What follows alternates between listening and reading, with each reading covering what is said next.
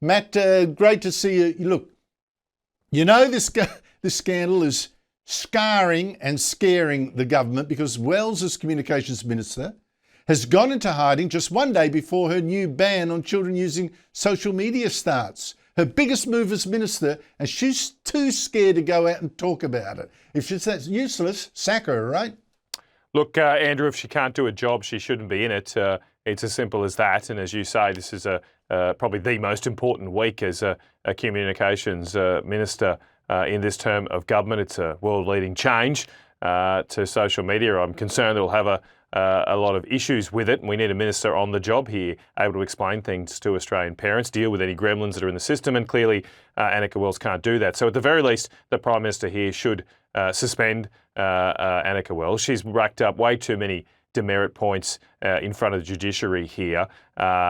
Too many of these trips have got too much question marks on them, and I fear, though, this is just a bald-faced attempt to get the official rulemaker here to say that, well, each individual one is not a problem, but clearly added up here, this minister is taking the Australian people for a ride, a big ride, a very costly ride. There's no way that the amount of spending we've seen here, the pattern of it, the repeated nature of it, is in any way connected to the need for a Minister of the Crown to spend your money in accordance with a value for money test.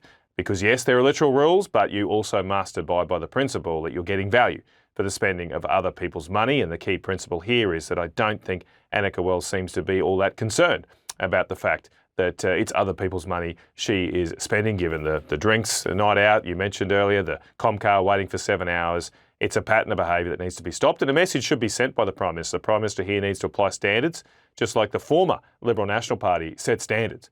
Bronwyn Bishop didn't breach any rules. Susan Lee, our current leader, didn't breach rules, but they paid a price here.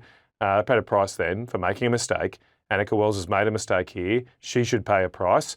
Not saying she should be sacked from Parliament. Needs to spend a bit of time in Coventry. And as I say, there needs to be an example set that you shouldn't spend taxpayers' money with gay abandon like Anika Wells has. The Prime Minister then was left with the job of trying to sell this ban tomorrow. And he did it by saying, who cares about social media? Here's this message to the kids. Make the most of the school holidays coming up rather than spending it scrolling on your phone. Start a new sport, learn a new instrument, or read that book that has been sitting there on your shelf for some time. And importantly, spend quality time with your friends and your family, face to face. Matt Canavan, you're a father of 5. Do you endorse that message? And did we really need a ban on social media to send it?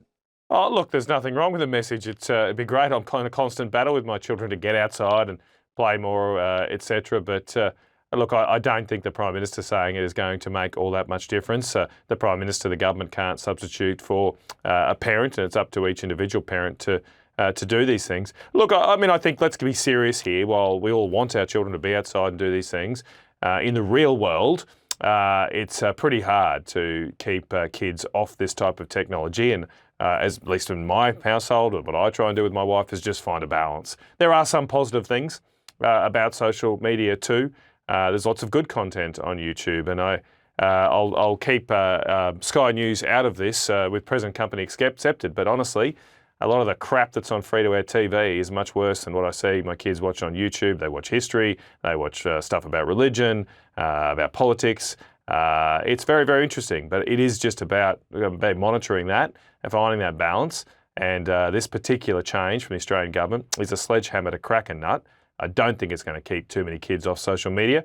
It may make it very hard for grandma to keep up with their grandkids on social media, because they could be locked out if they can't get around the hoops of verifying their age.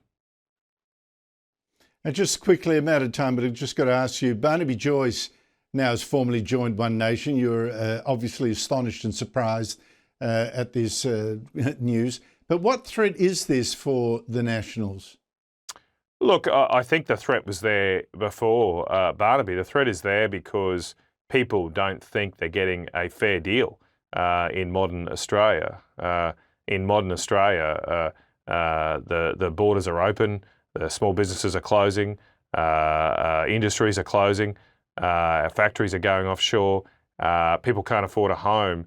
And that frustration is clearly leading to people thinking that maybe the major parties don't have the solution. So the challenge for us is not whether Barnaby or not. The challenge for us is to get back to focusing on what we should be, which is advocating for, fighting for, delivering for the Australian people.